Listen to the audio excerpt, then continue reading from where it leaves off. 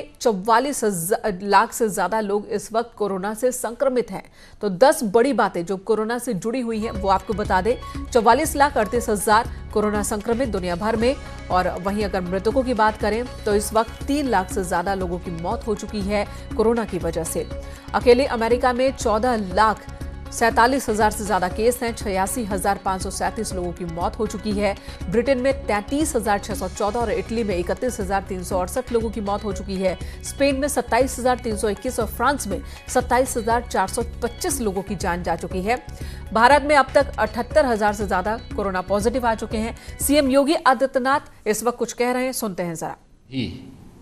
मैं इस कोरोना संकट के दौरान 2-2 हज़ार रुपये पर मंथ हर किसान को अतिरिक्त सहायता देने की कार्रवाई पहले चरण में हुई है, और मुझे बताते हुए प्रसन्नता है कि उत्तर प्रदेश के 2,34,00,000 किसान को 2-2 बार ये सहायता प्राप्त हो चुकी है।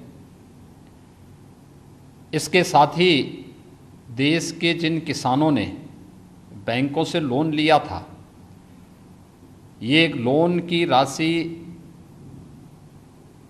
4,22,000 करोड़ रुपए की बनती है।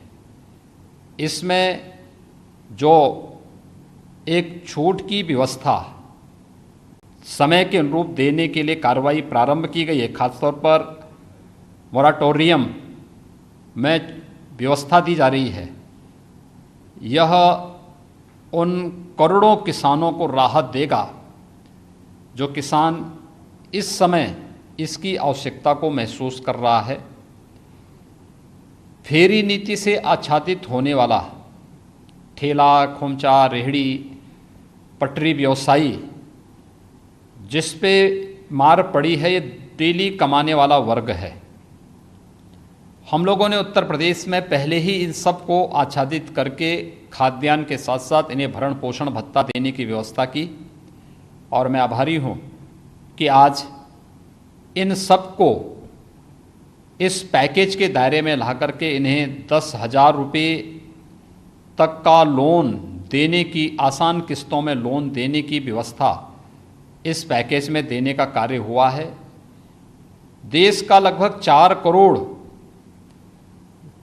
यह ठेला और पटरी व्यवसायी इससे लाभान्वित होगा, और कोरोना संकट के उभरने के साथ ही उसे अपना व्यवसाय तेजी के साथ आगे बढ़ाने में मदद मिलेगी।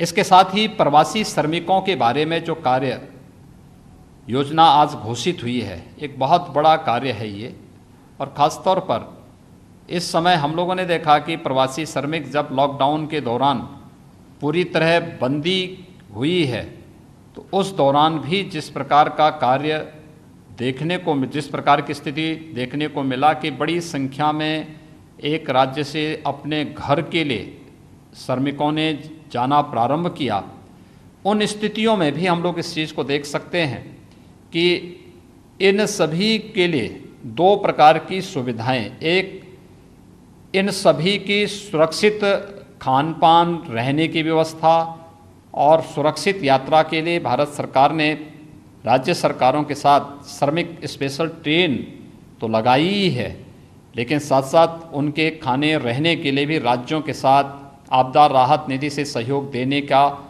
जो प्रावधान किया है वह तो स्वागत योग्य था ही। आगामी 2 महीनों के लिए इन सभी श्रमिकों को 2 माह तक 5 किलो गेहूं और चावल तथा 1 किलो दाल देने की व्यवस्था का प्रावधान किया जा रहा है।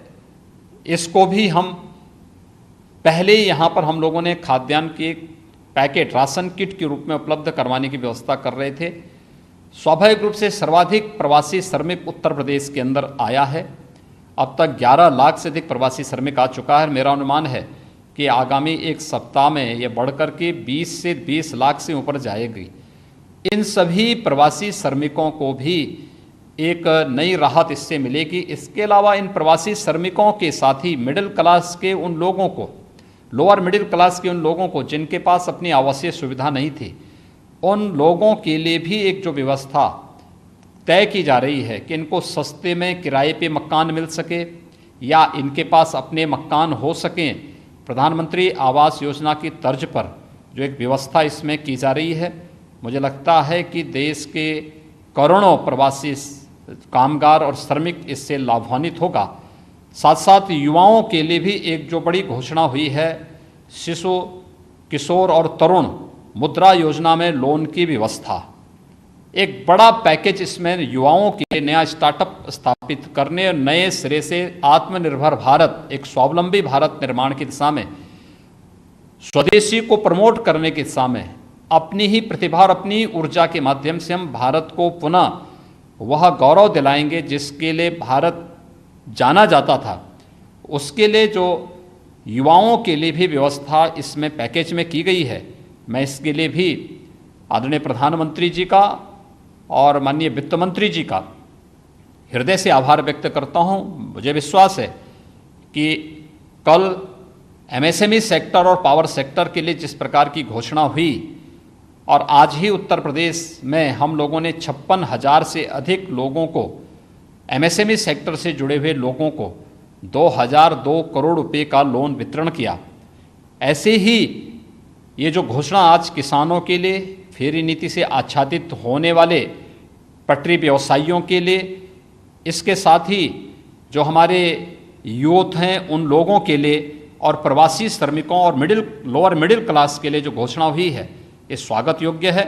निश्चित ही कोरोना संकट से उभरने के साथ साथ देश की अर्थव्यवस्था को मजबूत बनाने में इस सेक्टर का अपना एक योगदान है। नींव के पत्थर हैं और इन नींव के पत्थरों को मजबूत करके हम लोग निश्चित ही एक आत्मनिर्भर और स्वावलंबी भारत निर्माण में इन सब के योगदान से आगे बढ़ पाएंगे। मैं इस बेहतर पैकेज के लिए आदरणीय प्रधानमंत्री जी और माननीय वित्त मंत्री जी का हृदय से आभार व्यक्त करता हूँ।